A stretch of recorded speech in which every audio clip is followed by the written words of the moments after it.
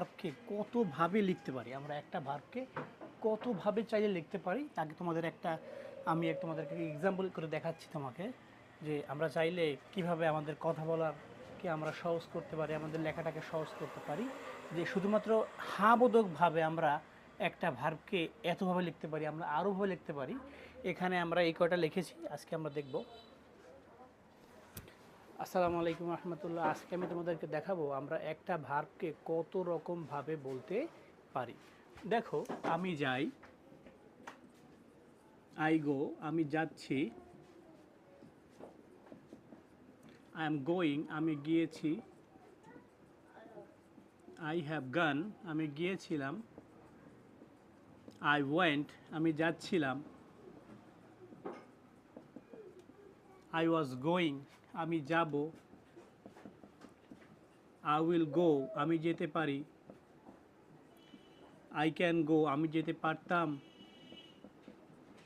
I could go, আমি যেতেও পারি,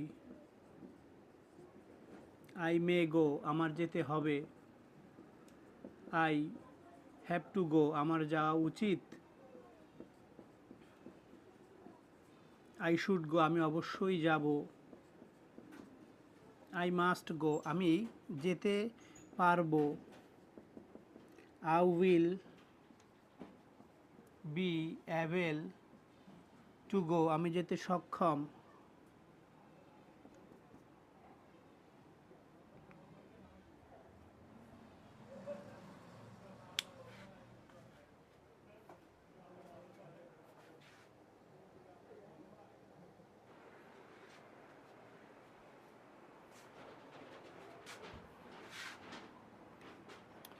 আমি যেতে সক্ষম, I am able to go, আমার যা উচিত ছিল,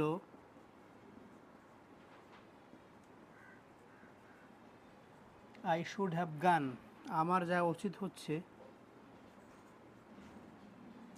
আই শুড বি গোয়িং।